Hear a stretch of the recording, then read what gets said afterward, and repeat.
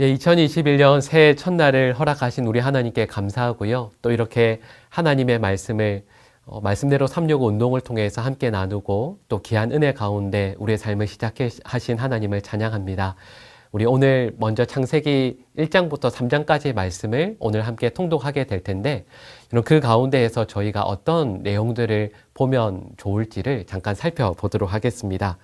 여러분, 창세기 1장과 2장은 그 핵심 단어가 창조입니다. 창세기 1장은 온 세상의 창조를 하나님께서 어떻게 다루고 있는지를 보여주고 있습니다.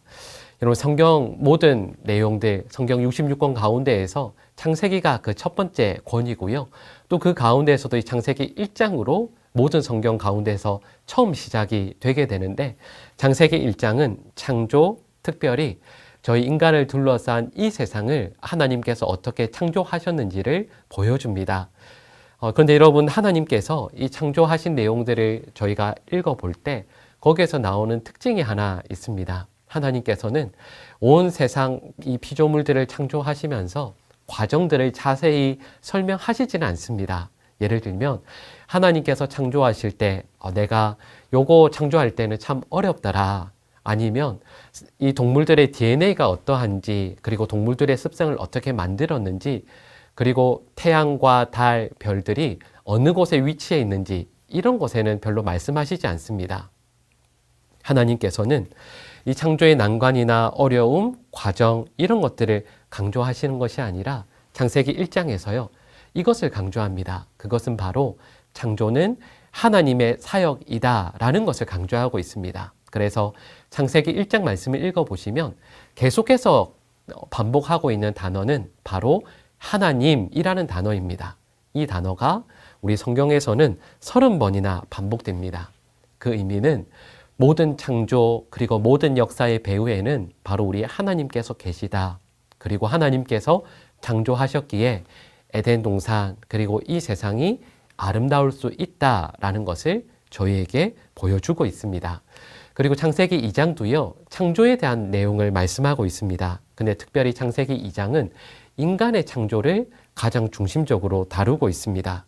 창세기 1장은 그 관점이 아주 넓다고 한다면 창세기 2장은 그 관점이 한 곳에 집중되고 있습니다. 그리고 그 집중되는 관점이 바로 우리 사람, 우리 인류에게 향하고 있음을 우리는 보게 됩니다. 여러분, 근데 하나님께서 우리 인간을 만드실 때 특별한 내용이 나오는데요. 바로 하나님의 형상대로 지으셨다라는 말씀입니다. 하나님의 형상, 이것을 저희가 여러 가지 그림 언어로 표현할 수 있을 텐데 그 가운데 가장 특징적인 건 아마 이 단어가 가장 적합하지 않을까 합니다. 바로 거울이라는 의미입니다.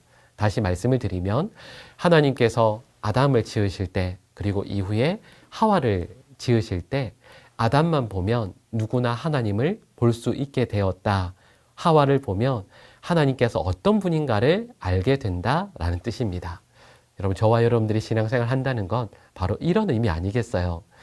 저와 여러분들이 하나님의 형상대로 지어졌음을 고백하고 또 하나님의 형상을 아름답게 회복해 나가는 것, 그리고 그 의미는 부족한 저희들의 삶을 누군가가 바라보게 될 때 하나님이 이런 분이시구나, 하나님이 이렇게 좋으신 분이구나, 이런 그런 걸 저희들이 보여줄 수 있어야 된다라는 뜻입니다.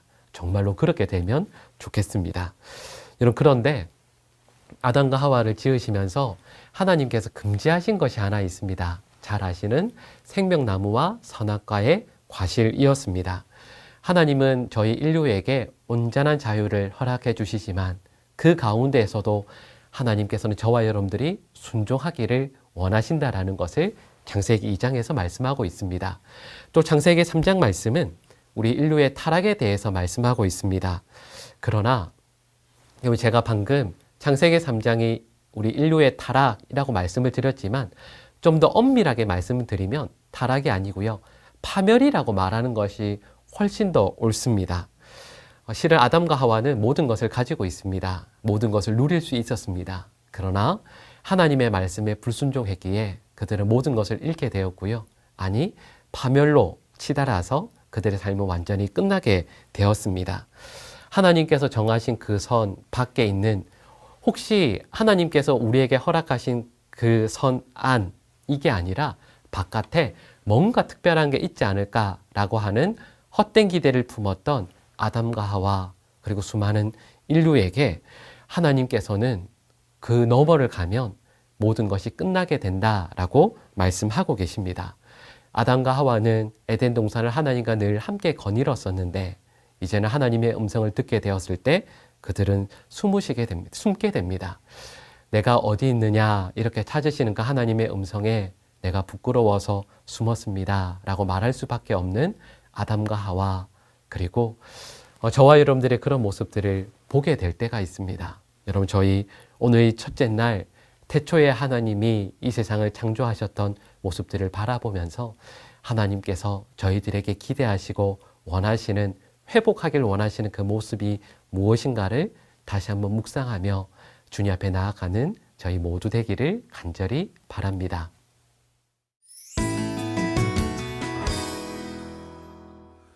영락교회 성도 여러분, 안녕하십니까? 그리고 이 영상을 함께 하실 모든 성도님들 평안하시죠? 하나님의 은혜 가운데서 2020년을 살고 하나님께서 우리들에게 새로운 시간을 열어주셨습니다. 오늘은 그 첫날입니다. 오늘부터 말씀대로 365를 시작을 합니다. 창세기 1장부터 요한계시록 마지막까지 말씀과 함께 걸어가는 이 대장정에 단 한 번도 중간에 실족하지 아니하고 잘 가게 되시기를 바랍니다. 말씀을 통해서 받는 은혜가 크길 원하고 그 말씀을 붙들고 드리는 기도에 하나님께서 응답해 주시기를 기원합니다. 오늘 함께 나눌 말씀은 창세기 1장 1절입니다. 태초에 하나님이 천지를 창조하시니라. 아멘. 성경의 맨 첫 말씀이죠. 이 말씀 안에서 온 세상 만물이 시작이 되었습니다. 세상 만물만 시작된 것이 아니라 역사가 시작이 되었고 우리네 생명도 인생도 시작이 되었습니다. 여러분, 하나님 아버지께서는 시작하게 하시는 분이십니다. 무엇보다도 다시 시작하게 하시는 분이십니다. 다시 시작하게 하신다. 이거 얼마나 놀라운 은총입니까?